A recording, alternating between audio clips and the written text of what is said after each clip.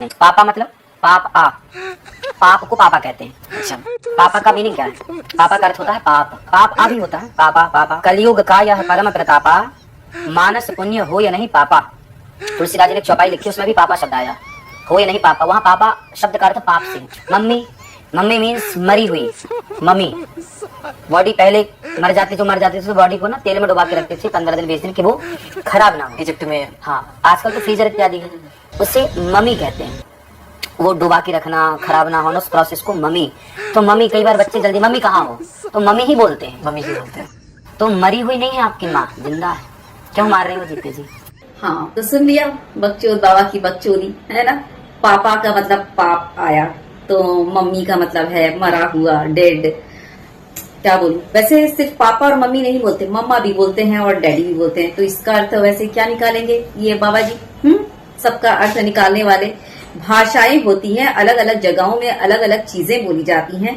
वो इंग्लिश में बोला जाता है और हम लोग माता और पिता हिंदी में बोलते हैं, है ना। लैंग्वेजेस होते हैं।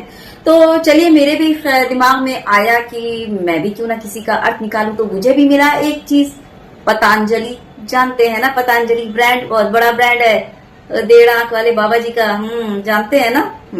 हाँ, तो पतंजलि के बारे में बात करी थी। तो पतंजलि का मीनिंग क्या होता है, क्या बोलते हैं उसको, माने क्या होता है, मतलब क्या होता है, आपको पता है? तो क्या था ना, एक कन्या थी, यानी कि लड़की, ठीक, उसकी कहीं शादी ही नहीं हो रही थी। तो माँ बाप ने जो है ना कहा कि तू जा बेटा जा, पटा अंजलि, यानी कि तू किसी को पटा ले और शादी कर ले अंजलि। तब से हो गया पतंजलि। कैसी लगी? घटिया वाली ना। तो हम लोगों को भी आपकी वाली जो है ऐसी ही लगी। तो चलिए, अब पतंजलि की बात हुई है तो जरा उसके बारे में थोड़ी सी और बात हो जाए, है ना। मतलब मस्ती की मस्ती और न्यूज का न्यूज, ठीक। तो मामला यह है कि पतंजलि के खिलाफ आप लोग जानते हैं कि मामला दर्ज हुआ है कोर्ट में, है ना, धोखाधड़ी वाला मामला। तो 28 नवंबर को वापस से सुनवाई होने वाली है और पतंजलि की मुश्किलात जो है वो कम होने का नाम ही नहीं ले रही है और बढ़ती ही जा रही है दिन ब दिन। तो मामला यह है कि दिव्या मंजन, इनका एक ब्रांड है 1.5 आंख वाले बाबा जी का, जिसमें वो ये दावा करते हैं कि ये जो है वेजिटेरियन प्रोडक्ट है, यानी कि 100% वेजिटेरियन है, यानी कि इसमें कोई भी किसी तरह का भी जो है नॉन वेज चीजें है ही नहीं, ठीक। तो जब इस दिव्या मंजन की जांच हुई, जब लैब में टेस्ट किया गया, तो पता चला कि इसमें भी जो है, इस मंजन में भी नॉन वेज एलिमेंट पाए गए हैं। ठीक उसी तरह जैसे तिरुपति बालाजी के मंदिर में वो जो प्रसाद के लड्डू में मिले, जांच होने पर पता चला कि इसमें जो है सुअर और क्या मछली का तेल और गौ अम्मा की इनकी जो है चर्बी वगैरह शामिल है। ठीक उसी तरह इनके दिव्या मंजन में भी पता चला कि इसमें भी जो है नॉन वेज एलिमेंट शामिल हैं। तो दिव्या मंजन जो है वो बनता कैसे है बताया गया है, यानी कि ये चीज जो है उसमें डिक्लेयर किया गया कि वो समुंदर के झाग से बना है दिव्या मंजन। अब आपको बता दूं कि समुंदर का झाग बनता कैसे है, जानना जरूरी होता ना।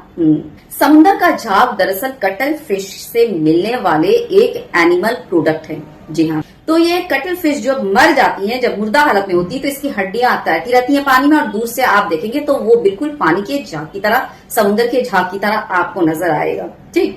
तो आपको बता दूं कि इस फिश की हड्डी में तकरीबन 80% जो है वो कैल्शियम कार्बोनेट पाया जाता है और इसके अलावा इसमें कैल्शियम फॉस्फेट और सिलिका जैसे एलिमेंट भी शामिल होते हैं, जो कि ये सारे एलिमेंट जो है, ये तमाम अनासिर हो सकता है कि आपके दांत चमकाने में माहिर हो या आपके दांत चमकाने में ये काम आते हो, लेकिन आपको बता दूं कि ये सारे एलिमेंट जो है वो नॉन वेजिटेरियन कैटेगरीज में आते हैं, यानी शामिल हैं।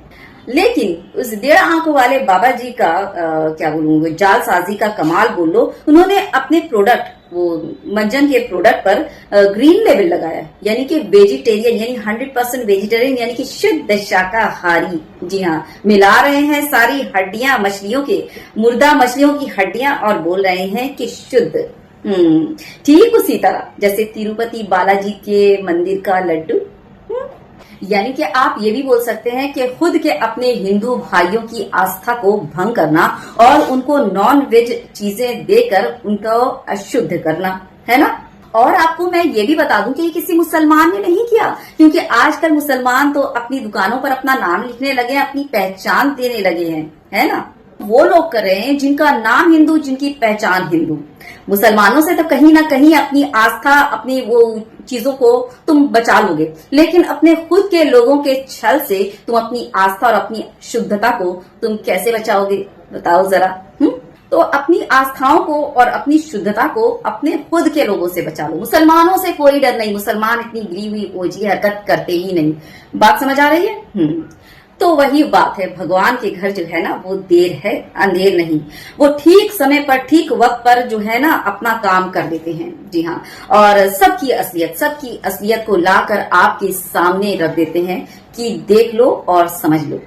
मुसलमानों के नाम पर गेम खेलना, मुसलमानों के नाम पर उनको बदनाम करना, तो देखो खुद की असलियत तुम्हारी, खुद की वो मतलब किसी को कुछ करने की या साजिश करने की जरूरत ही नहीं पड़ रही है। ऊपर वाला जो है वो अपना काम ठीक किए दे रहा है और एक के बाद एक जो है असलियत जो है सबकी सामने आती जा रही है ना। और मुसलमानों के लिए तो है ही, है ना, अल्हम्दुलिल्लाह। तो बस यही खत्म करूंगी और ज्यादा से ज्यादा वीडियो शेयर कर दीजिएगा, है ना, सब तक पहुंचना जरूरी होता ना। वीडियो शेयर कर दीजिएगा और चैनल नया है तो सब्सक्राइब करना बिल्कुल मत भूलिएगा। अगर मेरी वीडियो आपको अच्छी लगती है तो take good care of yourself. जय हिंद, अल्लाह हाफिज।